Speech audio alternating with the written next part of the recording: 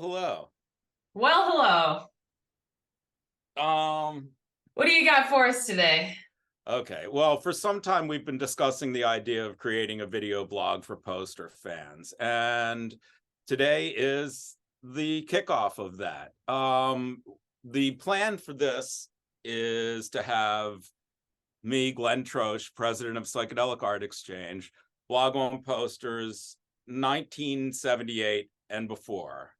And my daughter, Katy Troche, will be blogging on posters 1978 till present. That's the current plan. We'll see how this goes. But anyhow, for our first introductory blog, we're starting with number one. What I'm holding here is a pristine example of a handbill from the first family dog event held at the Fillmore in 1966. Those of you not familiar with the story, the family dog was a loosely connected group of artists and bohemians that lived in San Francisco and in a place called the Dog House. And in 65, they started having shows. The tribute to Dr. Strange, tribute to Sparkle Plenty, and tribute to Ming the Merciless. These were all the 65 events and headed up to what was about to happen in 66. 1966 started off with the Trips Festival, where Bill Graham was in attendance and, noticing all of the excitement, within weeks decided to sign a lease at the Fillmore Auditorium. The first 4 shows of the family dog, they were shared with Bill Graham at the Fillmore until things were getting too crazy and the family dog took up residence at the Avalon Ballroom. So this is the number one. This is the Tribal Stomp, Wes Wilson. This seemingly innocent handbill is the beginning of what Chet Helms brought to the San Francisco scene. Bill Graham's story is reasonably well documented and essentially became the greatest rock and roll impresario of all times. Well, back in 66, Chet Helms was starting to put together and manage a band called Big Brother and the Holding Company, and had aspirations of his own. So he threw his hat into the promotion business, thus leading to, again, the creation of the family dog at the Avalon Ballroom, which had its own appeal. It was the more underground, laid back venue, whereas the Fillmore had, all the big showbiz glitz that Bill wanted to bring to the scene. So this is, essentially ground zero for what was going to bloom into the Haight-Ashbury community that we're here to present to our auction buyers, the finest examples from that era. So starting off number one with one, there you have it. And this particular hold it up a little more, just so it's it's a little shiny in the CGC holder, right. But it doesn't come up very often, and there's like several different versions of the original handbill, right? So this is version A?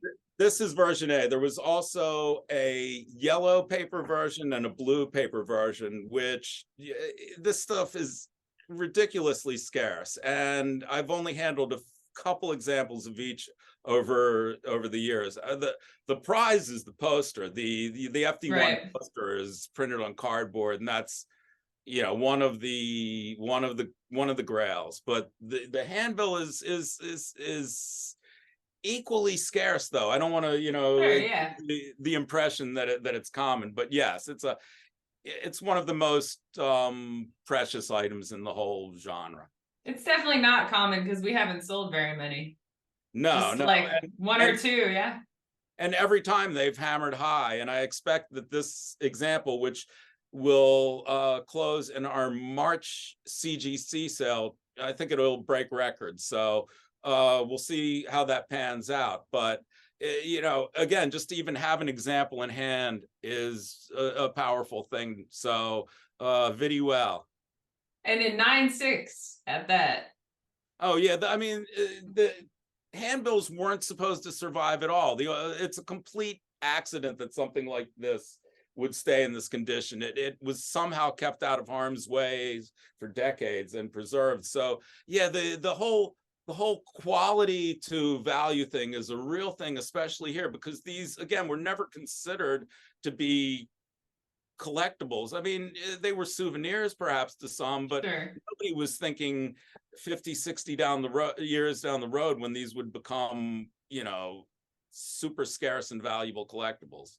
Yeah, of course not. And I mean, handbills literally are supposed to be held in your hands and were probably crinkled up and thrown into trash cans by whoever was holding on to them. So it is pretty cool that that doesn't have, I mean, a 9.6 probably doesn't really have any kinds of flaws at all.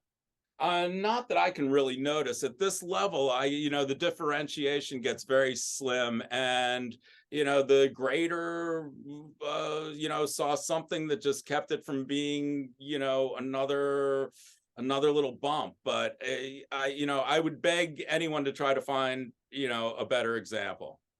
Oh, and it's cool. And we're here to, purchase one if you can find it. So. Absolutely. And it's cool because I mean, a lot of times with number one, it might not be like the coolest bands, but these are bands that have like totally survived the last 60 years as well and are, just as legendary. Well, yeah, and interestingly enough, I mean, the stars of the band hadn't even, right. Janice was 6 months away from joining Big Brother, and Grace wasn't in Airplane yet. So this really, but the names, it evokes the complete essence of the era. This really, and the whole Native American theme, yeah, very very much embraced by the community at the time. In '66, it wasn't the whole Paisley psychedelic style. It was the residents of the hate dressed in Western and Victorian garb. So it all evolved very sort of innocently, and then it became pop culture and it collapsed under the weight of all that. But that's why the sort of innocence of this in black and white is part of its charm. Sure. And wasn't Chet Helms in charge of the art direction for like most of the early posters as well? So Chet's story was this, the early Dog had those 3 shows in '65, and Chet was interested in the San Francisco music scene. He had roots to Texas, so he brought, a lot of what was happening there, including Janice. And when he started the Dog, yes, I always had this wrong because I always thought the aesthetic of the early Family Dog seemed looser and weirder than the early Bill Graham stuff, and I thought that the artists had more latitude, but it was actually the opposite. Right. Yeah. Bill Graham allowed Wilson to experiment, whereas Chet had ideas of where this was going. So yeah, he was the early art director, and some of that, the early Family Dog really is the sweet spot for collecting San Francisco dance room posters. Sure, yeah. Quirky and weird and innocent and all of the things. And Bill's story is amazing too, which is ultimately he won the whole game. But in '66, this was just going, and it was a special time. It was not self-conscious. The thing was blooming authentically.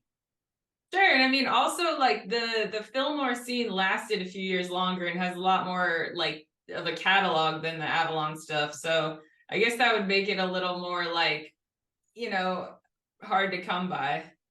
It sort of has its own vibe. Bill was clearly more of a proficient business person, whatever that entailed, and he was very tenacious. Chet represented the ethos of the era. He was really part of what was going on, and as influential in different ways. The way that he nurtured the local music scene. I mean, it was, yeah, you talk about Jefferson Airplane and Big Brother. I mean, who outlasted all of these bands? I mean, the Grateful Dead, and they weren't they were just local scrubby guys that were just getting started and had, you know, a connection to Kesey and those weird pranksters, but it was like, look what all that became. It was just, but yes, so yeah, the Airplane were the first to really have commercial success. And then, you know, and Janice's story is well known, but it just nobody was stars back here. You know, it was all just bubbling up. So well, it's cool to look back on something like that with the knowledge that you have now. And I mean, that's what makes it so exciting and cool to talk about and share with other people. This period, I mean, the very early part, like 65 and 66, definitely has its own romance. It was before it was jumped on and sort of corrupted by its popularity. So yeah, this is just getting started. This, I mean, I don't think that we can even understand the population until we get more pieces rolling through the certification process. Otherwise, we don't even know what's out there, but the money will make pieces go into holders and come to sale in our auctions. So stay tuned. Absolutely. And thanks for joining us to talk about this amazing piece that we have for sale right now. It'll be gone soon, but we'll have more to talk about. So make sure you subscribe and like our videos and share your stories with us and tell us how we're doing. Cheers. Signing off. Cheers.